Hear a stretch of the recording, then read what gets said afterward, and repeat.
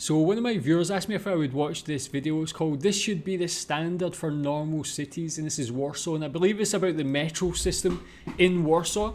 And yeah, interested to see this. This is something I like when I go to different cities, is seeing the public transport, seeing how it compares to other countries.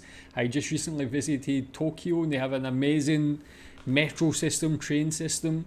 Here in Malaysia, it's okay, it's getting better, but it's not great. Being from Scotland, in Glasgow, we have a circle. If you want to see something funny, check out the Glasgow Underground. It's literally one circle. It's so like not very good, but it's very historic. It's been, I think it was one of the earliest ones, but they've just not really built upon it. But interested to see Warsaw's. Let's check it out. Warsaw is a normal city, or at least it should be our idea of a normal city. It has big public spaces, a lovely riverfront, bike sharing, and of course a very respectable public transport system. So often North Americans think about the default city as being one with no urbanist credentials and probably no urban rail system.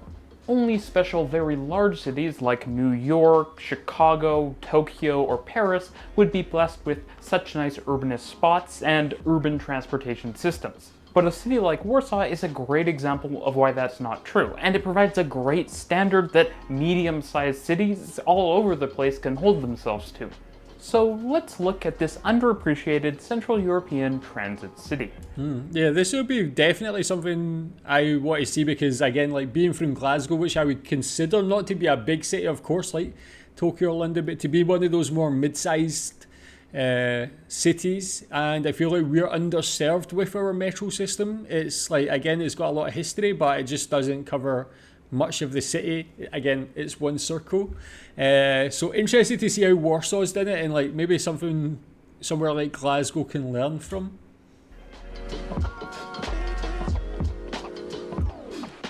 This video was meant to be about the Warsaw Metro originally, but the more I looked at Warsaw and the more I wrote, the more I realized that what I really wanted to talk about with Warsaw is how it should be seen as a benchmark for a good city around the world. Of course, that means Warsaw is not perfect, and like other great urban centers, it wasn't created overnight. It took decades and decades of passionate advocacy and smart policy to make Warsaw a good city for transit, and thus a good city in general, with what many would consider to be a pretty standard public transit system for a major European center. But one that would probably make most urbanists pretty happy. The city isn't all that big, with around 2 million residents, so it's similar in size to a city like Seattle or Denver. But Warsaw has fully integrated fares, an extensive tram network, and metros as well as S-trains. And from my memory, also surprisingly good cycling infrastructure. It's also got a rail link, which I appreciate, to the fabulously named Chopin Airport, and a cross-city regional rail and intercity rail link. The type of thing which... So yeah, again, even things like that, it's like got so many different options for people. Said cycling is common as well. Does it have good cycling infrastructure in Warsaw? That's something I think a lot of European countries have. In Britain, we just don't have that at all. I think we don't have the infrastructure. People don't have the desire to cycle places. People are very anti-cycling, unfortunately. But even things like the train to the airport sounds so simple, but again, somewhere like Glasgow doesn't have that. So we're very much behind somewhere like Warsaw in that respect. It looks great as well, very clean, tidy, modern. A lot of good things about this so far just from the looks. The type of thing which advocates like me in the English-speaking world typically fawn over, but which are actually really common in European cities. Of course, Warsaw's most visible form of public transportation are its incredibly famous trams, and there's a ton of interesting stuff that you can see here on that front. Central Europe really is the tram center of the universe. The tram network in Warsaw is over 120 kilometers long with 25 routes, and here I want to insert Toronto as a comparison. Toronto has 80 kilometers of streetcar tracks and just 9 routes. Something which a lot of people, including myself, argue should be increased so that there can be more routes providing direct point-to-point service from more places in the city, with high frequency of course. Something which highlights the potential difference in service or frequency between Toronto and Warsaw is that despite having systems which are similar in size, while Toronto has around 250 streetcars, at least after its latest order comes in, Warsaw has over 700 trams. And this is actually a great moment to do a brief interjection and talk about how these different fleets look different and what we can learn from that. Toronto is going to have 250 more or less identical streetcars from a single, or well, two manufacturers. Meanwhile, Warsaw has over 10 different models of tram from multiple manufacturers, bought often in tranches of just 30 or 50 trams. And that's actually pretty common around the world for transit and in particular tram systems. Melbourne, for example, is in the same boat. A unified fleet consisting entirely or mostly of just a single type of vehicle seems to be the modern popular thing in the English-speaking world, and the places that get their expertise from the English-speaking world, because economies of scale and maximum efficiency and all of that. But that approach to designing a fleet is way less resilient. When Toronto realized that its new streetcars had a welding issue and had to be sent off to be fixed, it had to rely on its old, almost retired, different model streetcars to plug the gap. Because a single or two models of vehicle in an entire fleet creates a single point of failure.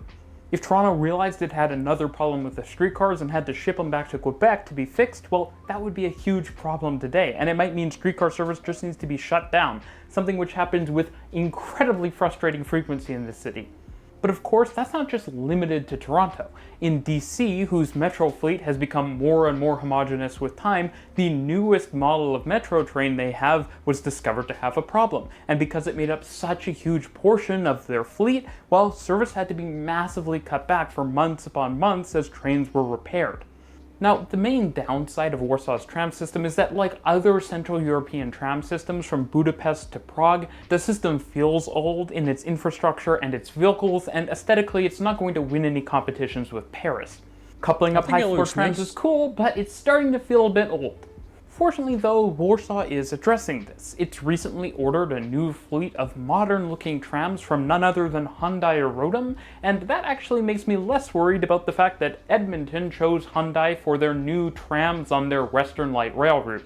If a tram is good enough for Warsaw, it's probably good enough for any city. Another interesting thing to note, newer tram lines in Warsaw often use crossovers rather than using loops to turn the trams around, which is something that a city like Toronto could learn a lot from, to keep the size of terminus stations down, but also to just see that you can have multiple different types of vehicles in your fleet, again. Of course, the whole reason I created this video was to talk about the metro. And it's actually a really young system. Yeah, just with regards to the tram system, like, do you enjoy it? Do you think it's a good service? Like, what's the cost of it? How does the cost compare to something like the metro system?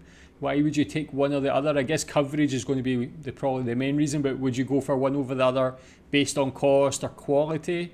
Again, both, it looks like Warsaw just very covered in respects of all those sort of public transport. It looks very good.